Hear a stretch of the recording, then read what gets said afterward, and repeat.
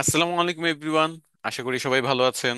তো লাস্ট ক্লাসে আমরা দেখেছিলাম যে সার্চ ইঞ্জিনে দুইভাবে মার্কেটিং করা যায়। একটা হলো সার্চ ইঞ্জিন অপটিমাইজেশন, যেখানে সার্চ ইঞ্জিনকে কোনো টাকা পয়সা না দিয়ে নিজের ওয়েবসাইটের মধ্যে আপনি on page SEO, of page SEO, technical SEO, keyword research এবং এসইও অপটিমাইজড আর্টিকেল লিখে আপনি ফ্রিতে কিভাবে প্রথম দিকে আনতে পারেন। কেউ যদি আপনার ওয়েবসাইট রিলেভেন্ট কোনো কিছু সার্চ করে, আপনার ওয়েবসাইটটা প্রথম দিকে আসবে। এটা হলো সার্চ ইঞ্জিন অপটিমাইজেশনের মধ্যে পড়ে। কিন্তু এটাতে অনেক সময় লাগে, 3 মাস, 6 মাস, 1 বছর।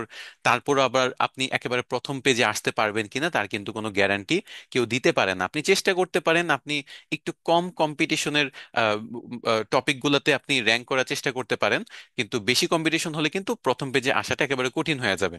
কিন্তু কোম্পানির কিন্তু প্রথম পেজে আসাটা অনেক বেশি ইম্পর্টেন্ট।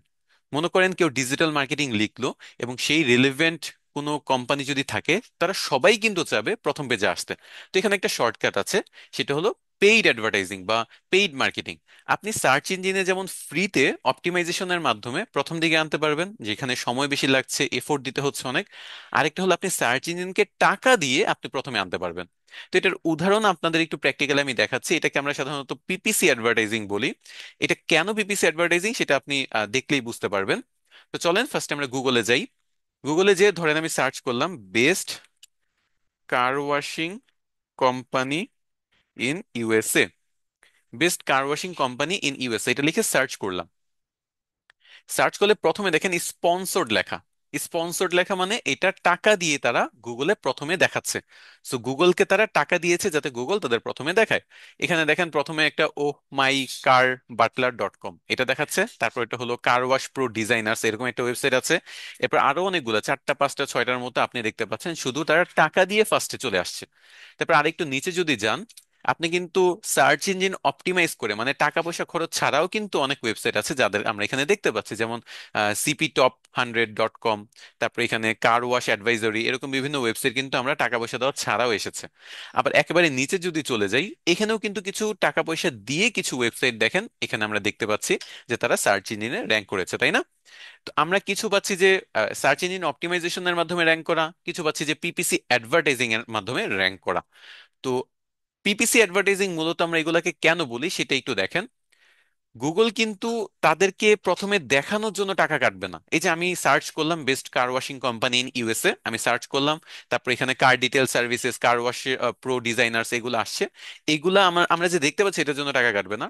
গুগল টাকা কাটবে তখনই যখন কেউ এই ওয়েবসাইট গুলোতে ক্লিক করবে। যেমন আমি ক্লিক করলাম, ক্লিক করার কারণে আমি এই ওয়েবসাইটে চলে গেলাম, সো এই যে ক্লিক করলাম এটার জন্য গুগল টাকা কাটতেছে। এজন্যই এই অ্যাডভার্টাইজিংটাকে বলা হচ্ছে পে পার ক্লিক বা পিপিসি, পে পার ক্লিক। প্রত্যেকটা ক্লিকের জন্য টাকা দিতে হচ্ছে। সো ধরেন আমি একটা ক্লিক করার জন্য গুগল তার থেকে 50 টাকা কেটে নিল।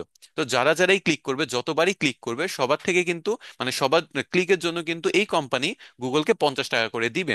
সো এই জন্য এটার নাম মূলত পিপিসি অ্যাডভার্টাইজিং দেওয়া হয়েছে, যে আপনি প্রত্যেকটা ক্লিকের জন্য সার্চ ইঞ্জিনকে টাকা দিচ্ছেন। এখন আপনি যদি মনে করেন এই কোম্পানির মালিক হন বা মার্কেটার হন, আপনি কোম্পানির জন্য অ্যাড রান করছেন, তাহলে আপনি কিন্তু মূলত গুগলকে টাকাটা দিচ্ছেন, তাই না? আপনি কিন্তু গুগলকে এই মার্কেটিংটা করছেন। এখন এতে কিন্তু কোম্পানির বেনিফিট আছে, এজন্যই কিন্তু কোম্পানি এত টাকা পয়সা খরচ করে এই প্রথমে আসার চেষ্টা করছে।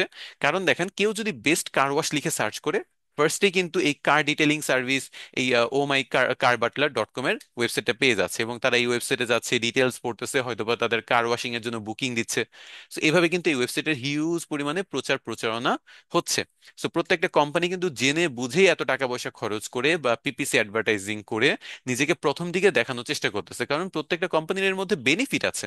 সো আমরা সার্চ ইঞ্জিন অপটিমাইজেশন সম্পর্কেও বুঝলাম, আমরা পিপিসি অ্যাডভার্টাইজিং সম্পর্কেও বুঝলাম, এগুলো কিভাবে কি করতে হয় না করতে হয় সেগুলো আমাদের বেসিক টু অ্যাডভান্স কোর্সে, ডিজিটাল মার্কেটিং এর বেসিক টু অ্যাডভান্স কোর্সে ডিটেইলস এগুলো শেখানো হয়, যে কিভাবে আপনি সার্চ ইঞ্জিন মার্কেটিং করবেন, পিপিসি অ্যাডভার্টাইজিং করবেন, সার্চ ইঞ্জিন অপটিমাইজেশন করবেন, এই ব্যাপারগুলো।